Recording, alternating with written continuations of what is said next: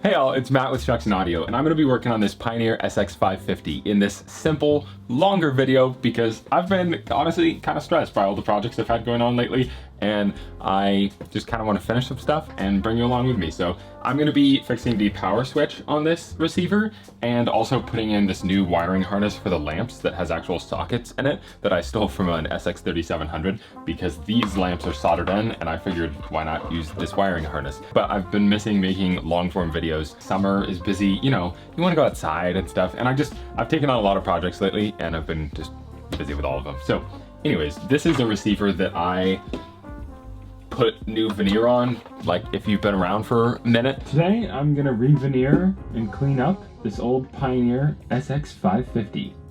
All we're gonna be using is... Also, hi to all the new subscribers. I feel like I haven't really said that, but I put new veneer on this last year, so this is maple real wood veneer, and normally these had vinyl on them and it's super, super ugly. Or it just tends to get ugly over time. It also just isn't really my cup of tea. I like the light wood, and I like real wood veneer, so big fan of the way that this turned out. It's not my finest veneer job, but I think it was also the first or second thing that I ever put new wood veneer on, so, you know, we have improvement to be made, always. I've now veneered, like, I don't know, a dozen things, and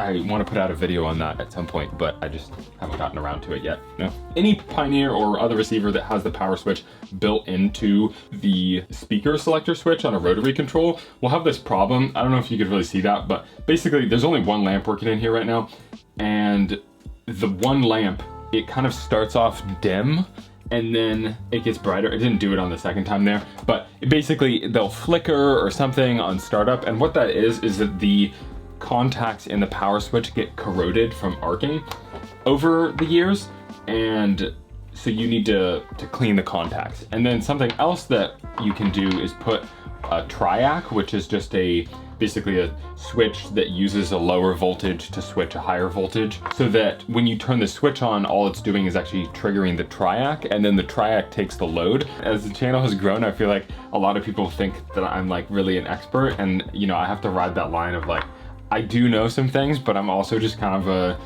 dude who likes to work on stereos in his office. But I've also never put a Triac in a power switch before, so I'm not like an expert at this. This is like a, you know, me learning also. Also, before we go any further, I just want to remind you that electronics work is dangerous. Electricity is invisible. It's not like woodworking where there's a saw blade that's spinning and you know that if you touch a saw blade, you're gonna lose a finger or an arm or, you know, whatever. It's just there. And even if this was turned on, there's no real indicator that it's turned on other than that the lamps are on. So this is not meant as a step-by-step tutorial. And if you follow what I'm doing in this video, you're taking full responsibility for any damage you cause to your receiver or for any damage you may take by being shocked by electricity. You will be working with dangerous levels of voltage and current, and you should be aware of that and take your time, learn slowly before you start working on electronics, and absolutely never work on them while they're plugged into the wall. This is the same Pioneer SX550 that I've had for about 13 years. Ooh, that is dirty, dude. I'm just gonna take a second to clean this up here at the back. By the time this video goes up,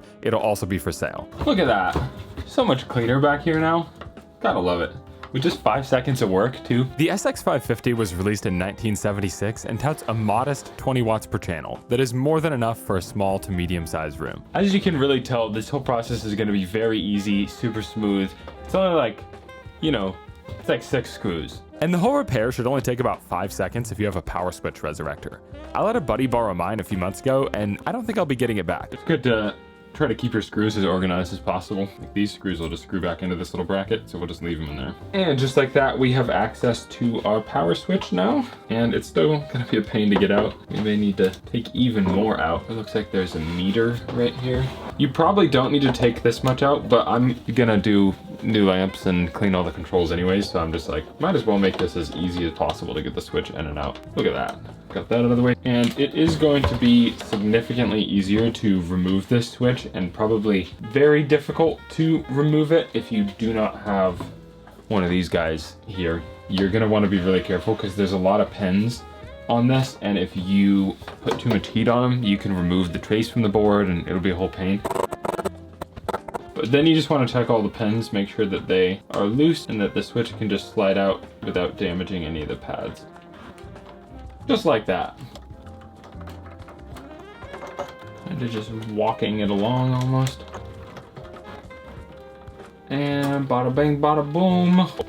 Give it a nice yoink. This is the power switch, this gray box in here. This rotary control is for all of your speaker selectors. What we need to do here is loosen these the washers on the back. We're gonna just take this whole switch.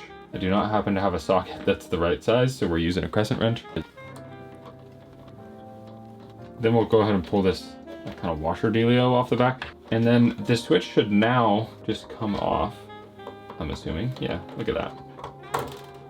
You do not want to lose, crap. Do not want to lose those washers that I just lost one of. 1 second. Found it. Love that. So this is our rotary control, which still should work, yeah.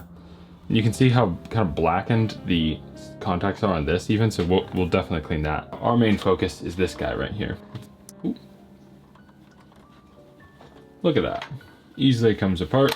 We've literally just got this little spinner wheel in here. The contact is that little pin right there, and it's just dirty. This one's really not even that bad, but you can see where it's like blackened inside the housing.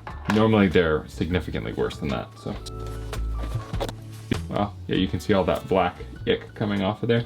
And the reason you can't just spray these with deoxit is because you have to get into just this one contact. And because this is arcing damage, it's not just corrosion, you kind of need to polish it up with something physical. You can't really just spray it to clean it. This switch has not seen much arcing, so I use 99% alcohol to clean it. If yours is more damaged, you may need to use a metal file to flatten the pitting in the contacts. Sometimes these can be so bad that the switch has like melted away. The actual contact is not even there, so I was a little nervous. This one didn't seem that bad though, so. Nice dirty Q-tip to show how much we cleaned off of it. You shouldn't add any deoxit or other cleaner that will leave a residue, both in the housing or on the switch contacts, as it'll attract more arcing dust and speed up the process of deterioration. I used rubbing alcohol to clean out the housing to make sure there was no residues. Also, I didn't set the housing pieces down the same way that I removed them, so the reassembly process was a pain and definitely took me more than 5 seconds. Don't be like me. Each corner of the shell is different, so you have to figure out which corner of the shell will go over which part of the contact. If you set the housing down the way it came off, this should be really easy. So now it should actually only take us 5 seconds. Like this should just go right on top of here and snap in. Just like that. See, only 5 seconds. It doesn't take that long. Just don't do what I did and just learn from what I did and then don't do it. And you should be okay.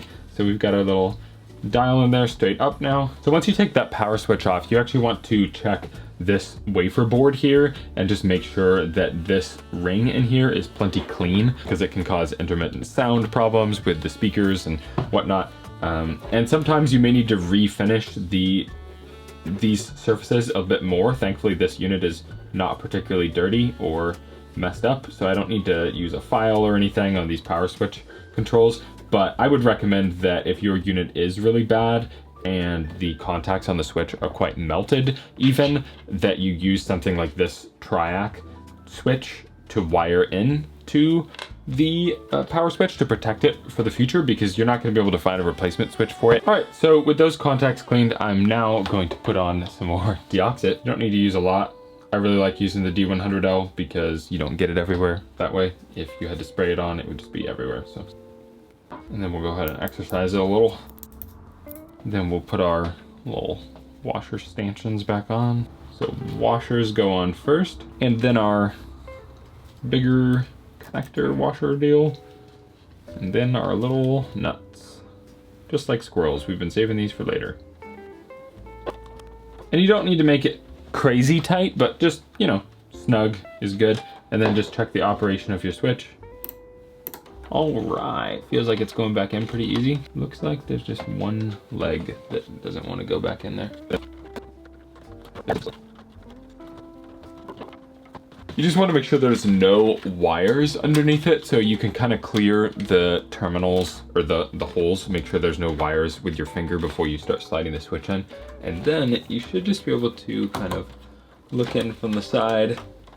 And I like to line this top one up first. That's what I've found has worked the best. And then you can just kind of really gently wiggle the rest of the contacts in. And then what I'll do is put some solder. Dude, I swear, I have gotten so many comments from people that are like, I don't trust you because you don't know how to say solder. All right, so just wanting to get a little bit of solder on at least a couple pins to kind of get the switch secured in there. And then we'll come back and we'll clean up all of the soldering jobs, or the pins, once I've got it secured in here. And the key when you're soldering this many pins in such a small area is to go as fast as you can. And so you just wanna touch the solder where it needs to be and just make sure that it gets enough heat to melt in proper to all the contacts it needs to be touching. At this point, we should probably test the amp just to make sure that everything is just generally working with our power switch. Look for one of these bulbs to turn on and also our power indicator. Don't get any of these 3 bulbs turning on. That could have just been because I moved them around and the wiring's bad now, but we get that lamp at least, so we have power and our meter moves. Nice. All right, so there are a few capacitors in here that I want to replace that have the heat shrink peeled back from them, but before we get to that, I am gonna clean these controls here. They were working fine, but I don't think they've ever been cleaned, so we might as well just pull them because it looks like the only good spot to put cleaner in there is at the bottom. That's gonna be kind of a pain. Nice. Go ahead and spray some CRC in there. And we can pull this one out and do the same thing. And then you can actually see the wiper right in there at the bottom. This is why it's nice to take it out, because then you can just literally put a little drop of F100 on each wiper. It looks like we can see it all the way around the back too, so we can put toss another dot on the back side, spin it around. That should be good to go now. You can usually clean these without desoldering them, but you can get a better clean if you remove them, and it's not too hard if you have a solder vacuum. After sliding each one back into its place, I bent 2 tabs over to hold it in, then soldered each pin in place. Easy peasy.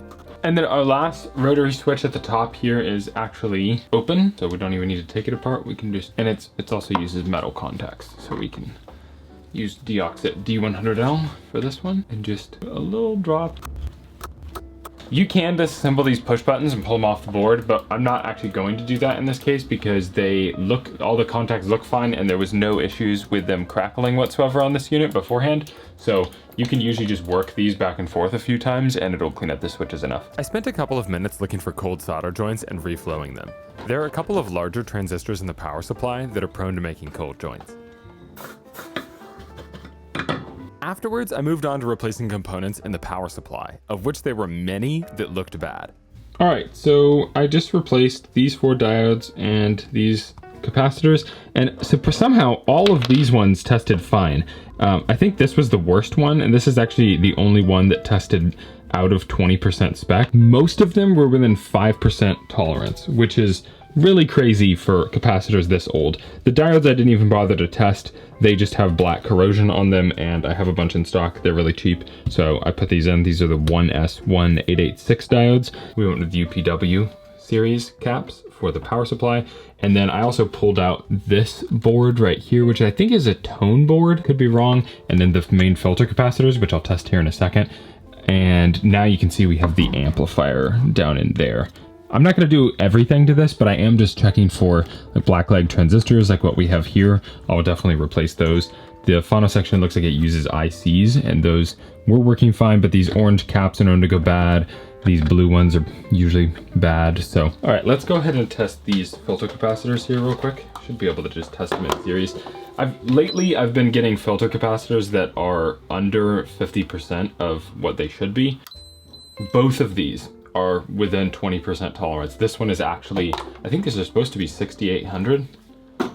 6800. This one is within 1% tolerance. I've had this for 13 years. This was in my family's living room. It's one of the first things I found when I was back in high school and got into stereos. It is gonna be for sale, which is like a love-hate thing, but I just don't have a use for it, and it's not something I'm super excited about. But it hasn't been used very much in the last 13 years, but before that it must have also not been used very much because these caps just test fine. So I'm not gonna bother replacing these. And replace these 3 capacitors on this little board here. You can see these 3, and these 2 were about 25% out of spec and a little higher resistance than I'd like, and this one was right on spec. It was like maybe 2% out or something. Hey there, well people, it's the next day, and I'm really excited to get back to working on this SX550.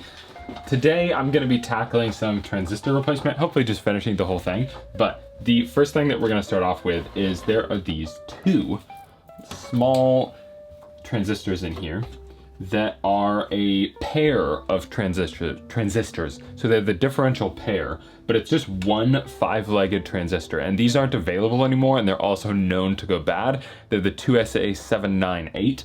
And I'm going to replace them with two gain-matched KSA 992 FTAs, or the F series in general you can use. This is the amp board. Can you see the two transistors? They're extra wide. I did a bit of dusting, then removed the transistors, taking note of their orientation, and then built my replacement. And this is my replacement. And so what you can see is there's two transistors in there, and the emitter leg I've joined together, because that's how these are. So they have, the emitter is just one leg that comes out in the center. So I joined both of those legs. I just used two individual transistors, and then I put some thermal paste between them and then heat shrink over the top so that they stay next to each other. That way they thermally track with each other. The reason that these need to get replaced is because basically the gain of each transistor package in here will be further and further apart, which will essentially just increase the amount of DC that you get at your speaker terminals. I soldered the leads together in the center so that they can't come apart, and then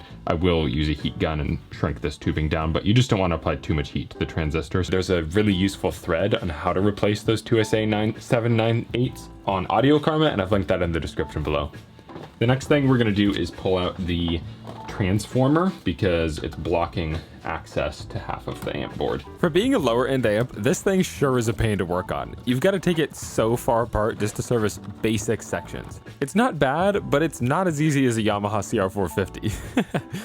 Under the transformer, there's a metal shelf, but with that out of the way, you have full access to the amp board, so I decided not only to replace all of the small transistors, but also all of the capacitors in the amp, so that someone else won't have to take this whole thing apart anytime soon. I started with replacing a few transistors, which I've put on screen, followed by their replacements. The new transistors are a bit bigger and have the opposite pinout, so you need to install them backwards compared to the old ones. While I recap this amp section, I thought it would be a good time to do this segment where I talk about an album I've been listening to lately. This episode's album is one that I found at an art market recently, and it's from a band called Atomic Rooster, and is titled In Hearing of Atomic Rooster. And the front and back cover just made me laugh, so I bought it. And it turns out it's actually pretty good classic rock or jam band style tunes, and the one I bought, it's also a radio station copy, which is kind of neat. I've been really liking the songs Black Snake and Decision/Indecision, but the whole album is great. Give it a listen and let me know what you think in the comments. All right, so these are all the things just replaced. Only these 4 capacitors tested bad. These 2 were bad on capacitance. These 2 were just higher ESR, equivalent series resistance, than I'd want. All of these tested within 5%. These didn't test bad, but as you can see, they have the black legs all over them, and we don't like those because that means they're going bad. And this is what it looks like inside now. So, replaced few capacitors in there, and amp board's looking real nice. Alrighty, I went ahead and put most of this back together, just so it wasn't dangling around, because we're done in there, which is awesome. Hopefully everything works and we're done in there. But there's a couple orange capacitors over here on this board that I still want to replace. Boom! Just like that, replace those 2 capacitors. All right, so we're looking for power, light, and not bright bulb back there. I should turn my dim bulb tester on. Gets me every time. Dim bulb. There's no relay on this bad mamma jamma. So next up, I'm gonna be rebuilding the preamp section. Just a couple of capacitors and transistors I see that are black leg that are right up in here. I just want to be able to rebuild this whole front sooner than later. I started off with the transistors, which I have once again put on screen, followed by their replacements. There's not a ton of components to replace here, even with the capacitors, but some of the parts are a pain in the booty to get to, especially with the lights off, so I don't know why I thought that was a good idea, as they're either behind or right next to the rotary controls. A good set of tweezers or needle nose pliers will make your life a lot easier. I'm also really looking forward to testing this for sound, since I've done a lot of work to it, probably more than I should have done without testing it, so I'm nervous. So, like I said, these caps always go bad. That one was not quite bad, but almost. And those 3 were awful. Over 20% out of spec with capacitance and very high ESR. So I ended up just replacing the ones in the phono section. You can see the red caps in there and then 2 black ones over here. And then I replaced all these transistors out of our preamp, and then there was another one up in there. So, all right, the next thing I'm going to do is adjust the amplifier and just check and make sure that there's no crazy amount of DC at the speaker terminals. 22 millivolts of DC, that's bad if the amp had adjustment, but this amp doesn't have adjustment for it. So we're just gonna say that's not bad. One of the test points for testing the voltage on the amp is literally behind the transformer. I don't even understand how they expect you to get to that one. All right, so what I'm actually gonna do is use the pin on the bottom because there's no way to use the, usually the whole point of having a test point on an amp is so that it's easier to connect to. But Pioneer was like, no thanks, we won't do that. Alrighty, so if you can see up here, it's settling to around 70 millivolts, which is far too high. It's actually climbing a little bit. That's not ideal. We should be between 15 to 40 millivolts. Ideally right at 25. So I'll put it a little lower than 25 and let it sit there for a while. And once again, they put the outside-most test point in just a really weird place. It's like hard to reach. This one's easier, but I'm still just gonna go on the backside. That is not what we want though. It says overload. Ooh, we have 27 volts of DC. I may have put something in wrong, or I may have blown out a channel on this or something. Never mind, I had the pin in the wrong place. So we actually have 36.6 millivolts on this channel. It does adjust, so that's good. We're in the right spot. All right, it's been 15 minutes. Coming back. Both of them are sitting happily at 25 millivolts. So, got some music queued up. Not getting any sound out of the left channel. This sent me into a tizzy for about 10 minutes. I tried every input and still no left channel. I tried moving all of the controls on the faceplate, still nothing. Just not getting any sound, not even like a quiet amount out of the left channel.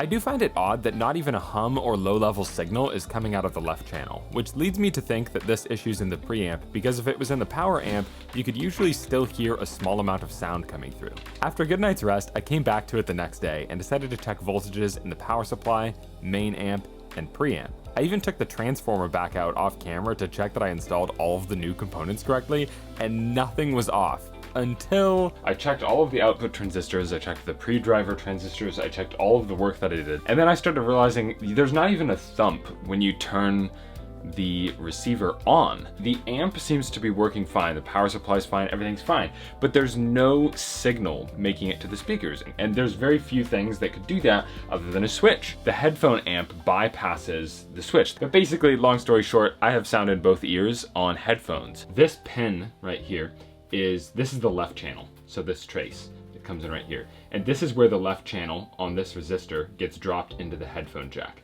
And it gets dropped down so that it's not as loud, obviously. But somehow this is getting audio, and yet this is not getting any audio.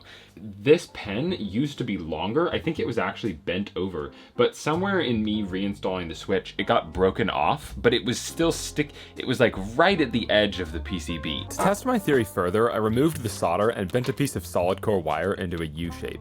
If I put one end of that wire on the trace and the other end into the hole touching the pin, we should get sound. Ah! It fixed it. And this is why it's really good to test for sound every time in every section of work that you do. Figured, it's a switch, like how could I mess this up? But I did. You can see here that we've got all these pens, right? And this one's really short. Thankfully, these pens are easily replaceable by removing the solder, then flattening it and pushing it out of the back. As for the replacement pen, a piece of 18 gauge solid core wire will do. Just use some pliers to flatten it out so that it will slide into the hole in the switch. You can then bend it and solder it in place. Also, make sure to cut off any extra wire from the back side of the pen, as it will prevent the switchboard from sitting flush against the PCB if it sticks up. All right, there we go. I really need to start testing for sound more often, but I'm glad that this was an easy fix. Alrighty, here comes our test. We've got that on. We have music playing. And we get sound from both channels. I love it. And that means there's only one thing left to do, which is to put new lamps in this bad boy.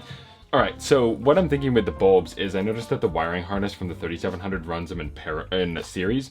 The 550 runs them in parallel. So I can't quite just hot swap this harness in and out. That'll be a little less convenient, but it's not like you're gonna swap these bulbs out all the time. So these are the lamps I'll be swapping in. They have multiple diodes on them for even light throw, and the two wire leads can be bent out to wrap the wires inside of the 550 around them.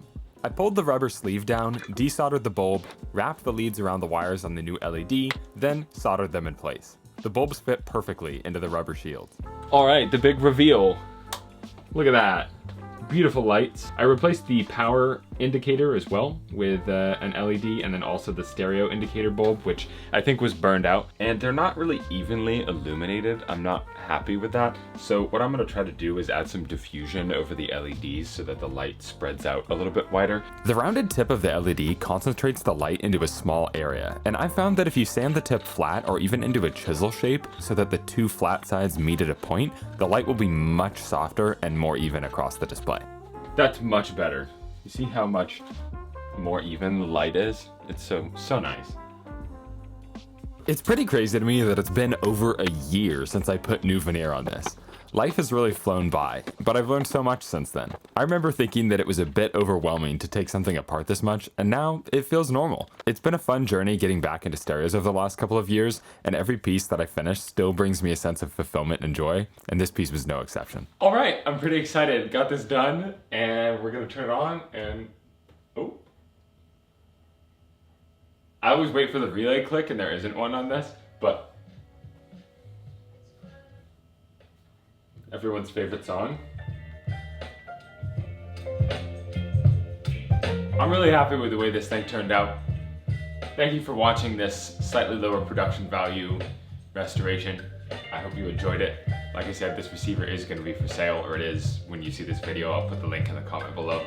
Thanks so much for watching.